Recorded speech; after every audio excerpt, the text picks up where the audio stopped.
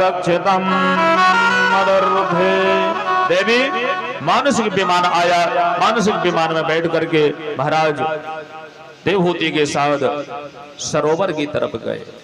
सरोवर में गए, वहां देवियों ने दिव्य उपटन करके देवहूति का स्नान करवाया, सुंदर स्नान करवा के सुंदर श्रृंगार किया और पुनः महाराज के साथ बैठ करके उसी मानसिक विमान से अपनी कुटिया में आए।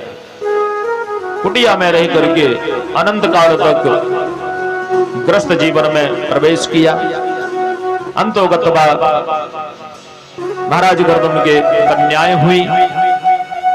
इंतजार था उस दिन का जब भगवान ने वचन दिया था महाराज गर्दम तुम विवाह करो, मैं तुम्हारे यहां पुत्र बन करके आऊंगा। तो कर्दम जी सोचने लगे कि मैंने तो जो है इसी इंतजार में विवाह किया कि भगवान ने मुझे वचन दिया था, उस वचन का इंतजार करके मैंने विवाह किया, परंतु भगवान तो आए नहीं, पुत्र तो मेरे यहां हुआ नहीं, कन्या हो रही है।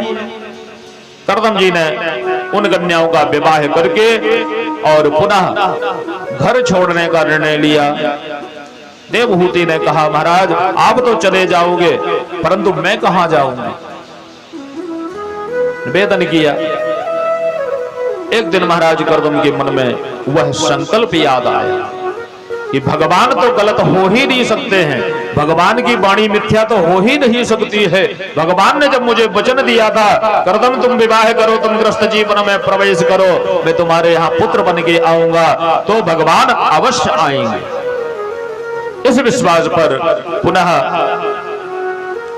कर्दम जी महाराज देवहूति के साथ रहने लगे। समय आराम पुनः देवहूति गर्भवती हुई और आज भगवान स्वयं कपिल के रूप में प्रकट हो रहे हैं। बोलिए कपिल भगवान की जय हो। बड़े सुंदर सुशोभित बालक का जन्म हुआ। जन्म होते ही ऐसा बालक महाराज कपिल जैसा, अब साक्षात भगवान है तो सुंदर तो होंगे। वचन दिया था कर्दम को, तो अपनी वाणी मिथ्या कैसे कर ले। कर्दम जी ने बड़ा उत्सव मनाया, बड़े प्रसन्न हुए, बेटियों का विवाह कर दिया। विवाह करके बेटियां जो 16 कन्याएं हुई थी वो निवृत्त हो गए। और अब देवहूति से बोले देवी अब मेरा संकल्प पूर्ण हो गया, मैं अब वनवास को जाऊंगा, मैं अब भजन करूंगा, मैं अब गृहस्थ में नहीं रहूंगा। और ऐसा कहकर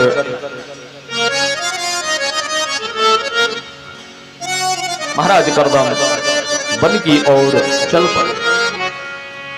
अब जब महाराज कर्दम वन की ओर चल पड़ते हैं तो घर में बेटा और माता देवहूति बचती है। देवहूति मां को स्वयं भगवान कपिल ने बड़ा सुंदर उपदेश दिया, पुत्र हो तो महाराज कपिल जैसा। महाराज कपिल कहते हैं माता देहे स्थमान स्वरुधरे मां भयक्त जत्व, इस शरीर में कुछ नहीं रखा है, ये पंचायती शरीर है, ईंट गारे से बना हुआ शरीर है, इस शरीर में कुछ नहीं रखा है, एक दिन यह नष्ट हो जाएगा, क्षणभंगुर हो जाएगा। इस शरीर से, नश्वरवान शरीर से कुछ प्राप्ति करो। पितेक्षमा कारुणिका सुहृदाय सर्वदेहिना अजात शत्रवः शांत सावभो साधु लक्षणा। माता जी साधु की शरण में जाओ, संतों की शरण में जाओ, संतों की शरण में जाओगे, साधुओं की संगत में रहोगे तो आनंद होगा। भाई साधुओं के यहाँ और क्या मिलता है? अब हमारे महाराज श्री हैं तो जितने भी भक्त समुदाय है यहाँ क्या मिलेगा? यहाँ संतों के यहाँ भजन मिलेगा और टिक्कड़ मिलेगी। यहाँ इसके अलावा तो और कुछ नहीं मिल सकता है। यहाँ आप जगदीश स्वामी मंदिर में आएंगे, आश्रम में आएंगे, तो बाबा जी के पास भजन मिलेगा। बाबा जी कहेंगे भाई भजन करो, कीर्तन करो, तो कीर्तन करोगे। फिर प्रसाद का समय होगा तो टिक्कर यानी रोटी मिलेंगी। अब आप सोचें कि आश्रम में जो है पकवान मिले, रबड़ी मिले, मालपुआ मिले, तो असंभव है, परंतु मिले।